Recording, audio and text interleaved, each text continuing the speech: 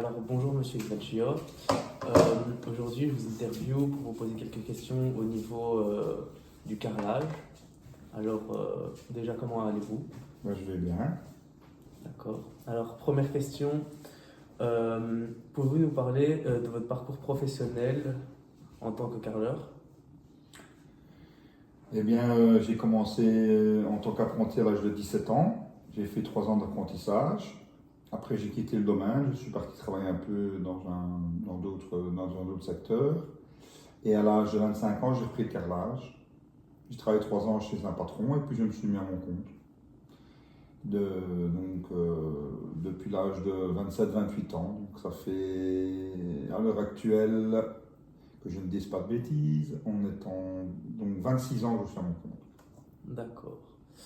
Quelles sont les compétences nécessaires pour être un bon carreleur? Ben, je pense qu'il y a deux, trois choses essentielles. Il faut être quelqu'un de motivé, parce qu'on se lève tôt le matin, par tous les temps.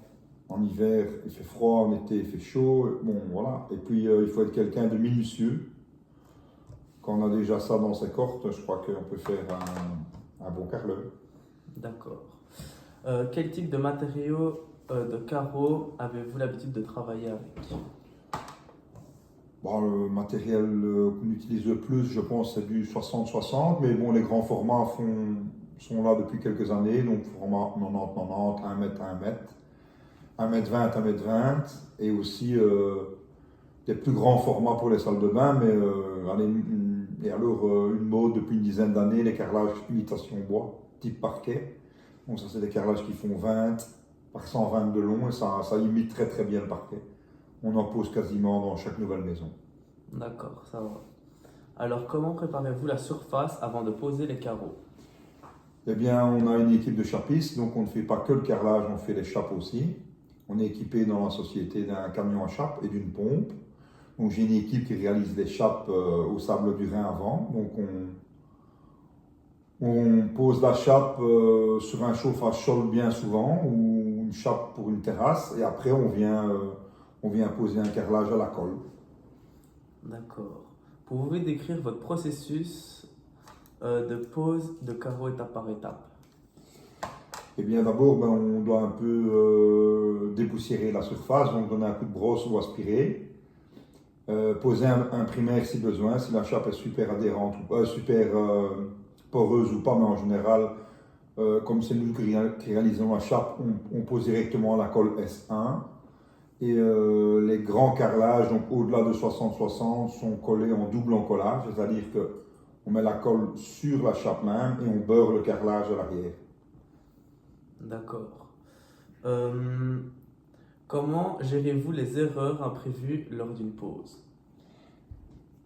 Ben, les erreurs, si des carrelages sont mal posés, on les enlève le lendemain, on les repose éventuellement. On dit les carrelages qui ne sont pas à fleurs, il y a une lèvre, ça s'appelle. Ou éventuellement, ça se pourra aussi, quelqu'un qui a marché sur le carrelage, quand on part, le client peut passer voir, ou un autre corps de métier peut marcher sur le carrelage aussi. Voilà, ça fait partie des erreurs. Maintenant, une erreur de pose complète, ça m'est rarement arrivé. Voilà, je veux dire un mauvais sens de pose.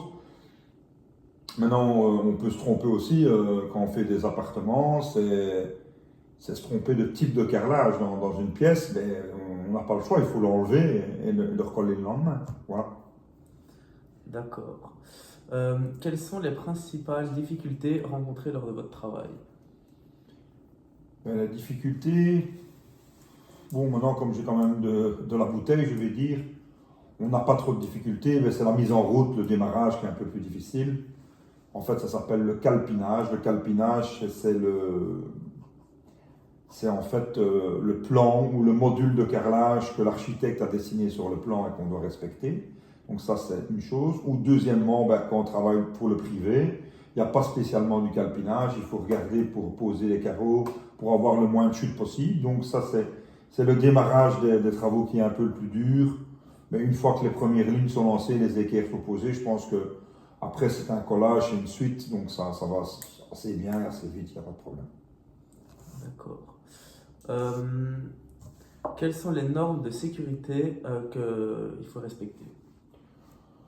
Normes de sécurité, ben, on a les EPI, donc ça veut dire nos outils de protection en général. Ben, on a des gants. On a des gants pour quand on fait des coulées ou normalement quand on coupe un carrelage à la disqueuse. Bon, les gants ne sont pas toujours respectés, mais les lunettes pour couper, oui. Voilà, alors les protections et éventuellement les genouillères pour les carreleurs qui sont directement dans les pantalons ou on a des genouillères qui viennent s'appliquer au-dessus d'un pantalon de travail ou en été quand on est en short. On a des grandes genouillères pour ne pas que nos genoux soient sur la chape ou sur le stabilisé. D'accord. Comment assurez-vous la précision et les finitions dans votre travail? Ben, la précision, on est équipé de matériel quand même de bonne qualité, je dirais même de très bonne qualité. Donc on a des grands coupe-carrelage qui permettent de couper des carrelages, on va dire de 30 cm jusqu'à 1,20 m, voire 1,50 m. Et on coupe ça au millimètre près. Donc on a des mètres, on a des règles de mesure. Si on a besoin d'un carrelage qui fait 50,1 mm, on peut le couper à 50,1 mm. On doit respecter nos traits et on le fait. D'accord. Comment gérez-vous le respect des délais et des plannings? Ah ben ça c'est une question un peu difficile parce que les plannings et les délais, ben, je pense que c'est le plus dur dans notre métier. On a difficile d'arriver bon, voilà, à temps et à heure, pas parce qu'on est en retard pour un client ou l'autre, mais du personnel n'est pas à l'heure, le carrelage n'est pas toujours livré à temps. Si on fait une terrasse, ben, parfois il y a du mauvais temps, donc on estime pouvoir faire ça en 7-8 jours. Et puis ben, on a eu de la drage, donc on est un peu en retard. Éventuellement, quand on travaille chez un particulier, on doit commencer la semaine 8 du calendrier, mais le plafonneur n'est pas fini, donc on démarre en retard. Je pense que le planning et les délais dans le bâtiment, je pense que c'est ce qu'il y a de plus dur en général dans notre métier. Mais sinon, voilà, on essaye de respecter les plannings et les délais tant que possible, mais ce n'est pas toujours le cas. Avez-vous déjà travaillé sur des projets résidentiels, commerciaux ou industriels? Si oui, lesquels? Oh, ben, je pense qu'on a déjà fait les trois. Donc du résidentiel, c'est du privé, on en fait ben, souvent, même très très souvent. On fait des villas privées, des terrasses, des aménagements extérieurs, des salles de bain. Dans d'autres, des industriels, j'ai déjà réalisé ben, des locaux commerciaux. On a travaillé pour des communes. On a carrelé la gare de Genève, on a carrelé la poste de la Hulpe. Donc là, c'est. Et des bâtiments commerciaux, ben, je vais en citer un que tout le monde connaît. On a déjà carrelé Decathlon, les Decathlon. On en a déjà fait 5 avec l'entreprise. Je pense que c'est pas mal. On a fait le Decathlon ben, de Namur, on a fait celui de Wavre, celui d'Arlon, celui de Charleroi, le nouveau ici, il y a quelques années. Et j'ai fait celui de la Louvière. Je pense qu'on en a fait 5 au total. D'accord. Quelle technique utilisez-vous pour réaliser des motifs ou des designs spécifiques? Ben, des motifs, les motifs sont en général faits dans les carrelages et on les place. Nous, on n'est pas vraiment équipés pour faire du dessin ou sculpter des carreaux. Maintenant, on peut faire une terrasse avec un losange dedans. Et ça, on trace nous-mêmes ou un cercle. Donc, c'est-à-dire qu'on met un centre, on prend un rayon et on le trace avec une corde. Mais je veux dire, en général, quand les clients veulent un design ou une frise, un motif, ils l'achètent au magasin et on le place, quoi. Voilà. D'accord. Comment vous tenez informé des nouvelles tendances et des nouvelles techniques dans le domaine de la pose de carreaux? Ben, les nouvelles tendances, nous sommes invités à des journées portes ouvertes ou des journées action printemps pour les nouveautés des carrelages chez nos fournisseurs, donc Bertrand Carrelage, Ambiance Carrelage, Interceram, ACVK. Nos fournisseurs principaux nous invitent 2-3 fois par an. Et pour les nouvelles techniques dans le domaine, ben, on a des journées aussi de formation et des journées de présentation de produits. On n'y va pas tout le temps, mais bon, il y a des nouvelles colles qui sortent, il y a des nouvelles techniques de pose et on essaie d'être au bout du jour. Donc voilà, depuis des années. D'accord. Avez-vous une expérience avec les grands carreaux format mosaïque? Les grands carreaux, oui, c'est-à-dire que c'est des carrelages type 1,20 m par 260. On en a déjà posé à plusieurs reprises. Donc c'est des carrelages qui imitent un peu les grandes plaques de marbre. On pose ça dans des salles de bain, dans des halls d'entrée. Et pour ce qui est mosaïque, la mosaïque c'est un petit format. Et ça nous pose aussi ben, quelquefois dans des piscines ou dans des douches. Donc ça nous arrive, on travaille tout type de carrelage. Comment gérez-vous les relations avec vos clients et vos artisans? Ben, c'est très simple, on a des semaines je vais pas dire de 7 jours, mais 6 jours sur 7. Donc les clients, en général, je les vois ben, en journée s'il y a une réunion avec un architecte, mais c'est souvent la soirée pour un devis, pour une réunion de chantier, remise des clés. Et éventuellement, ben, la journée, le client, s'il est sur place, qu'il habite sur place, on fait une rénovation, ben, il est là. Maintenant, si c'est une nouvelle bâtisse, on a souvent affaire à l'architecte. Donc le client, on le voit en général une fois semaine. Et mes ouvriers, ben bon, c'est le matin, j'ai 3 équipes, donc on a une équipe de chapistes, 2 équipes de carreleurs, et on se voit le matin à l'atelier entre 6h30 et 7h, et c'est le départ vers les chantiers, et on a les mises à jour et les mises au point qui se font le matin. Voilà. Quelle qualité personnelle pensez-vous être indispensable dans votre métier?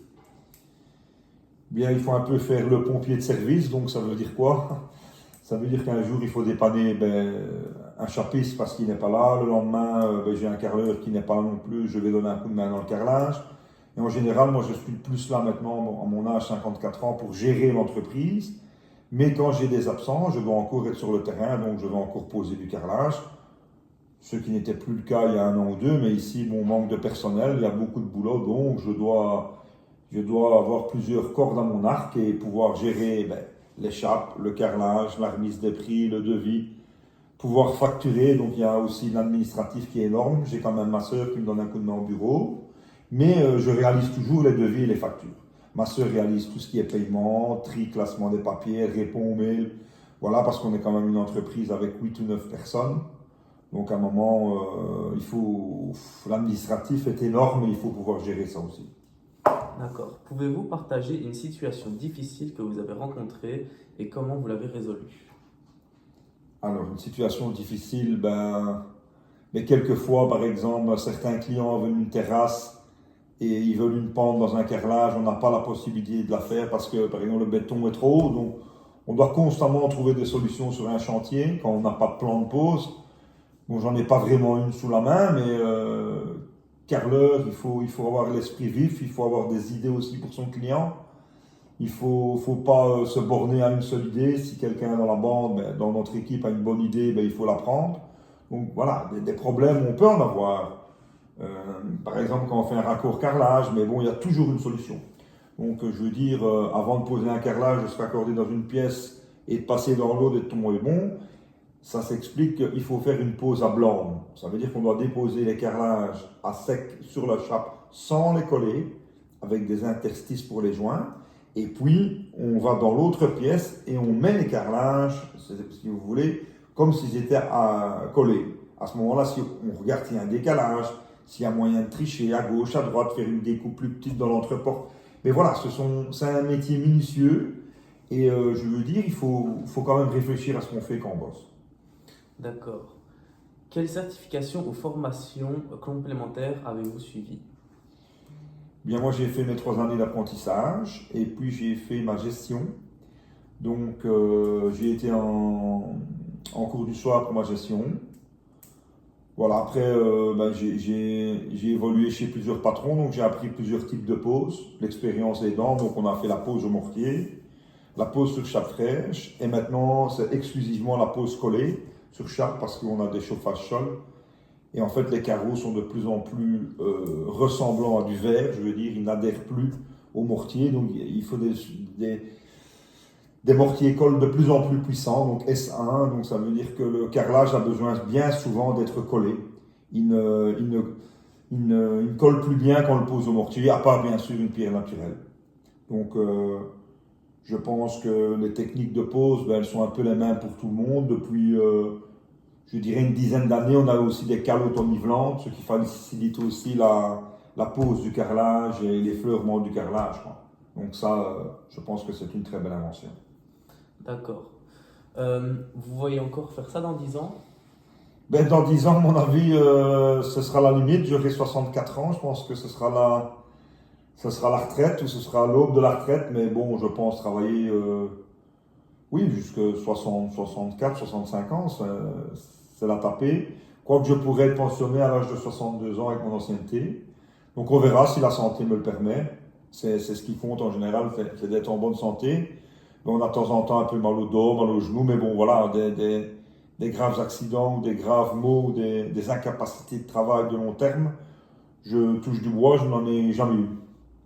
D'accord. Et enfin, quel conseil pourriez-vous donner à quelqu'un qui souhaiterait se lancer dans le métier de carreleur? Ben, je lui souhaite d'être avant tout motivé, d'avoir une grinta et de ne pas baisser les bras au premier boulot ou à la première, au premier problème qu'il va rencontrer. Parce que je trouve que c'est un super beau métier. Quand vous réalisez une belle salle de bain chez un client, il est content. Quand vous lui posez un beau carrelage dans sa maison, ben, le carrelage, le plafonnage chez un visu, c'est quelque chose qui va rester pas toute une vie, mais quasiment dans une maison. Donc je veux dire, le conseil, c'est un super beau métier. Maintenant, c'est un métier difficile et les jeunes, ben voilà, je pense, ne sont pas trop attirés par ce métier. Pourquoi? C'est un métier assez physique. Le salaire, ben, de base, il est pour un carreleur, on va dire 2 200-2300 € par mois net. Je pense qu'avec les 8 heures qu'on fait par jour et aussi un peu plus quand il le faut, je pense qu'un salaire de base d'entrée en entreprise devrait être quand même de 2500. C'est pas moi qui malheureusement fait les salaires, il y a des barèmes. Je pense que si on a un salaire un peu plus attractif, voilà, ici actuellement nous sommes à la recherche d'ouvriers parce on a beaucoup de travail. Mais les candidats ne viennent pas frapper à la porte. Donc j'ai mis une annonce sur une semaine, donc on est jeudi. J'ai mis une annonce lundi. Elle a été partagée une cinquantaine de fois. Mais je n'ai eu qu'une ou deux personnes qui se sont présentées pour travailler. C'est quand même très peu. Voilà. Bah, ça va, merci beaucoup. Bonne soirée. Bonne soirée, merci et bon Merci. courage. Merci beaucoup, bonne soirée.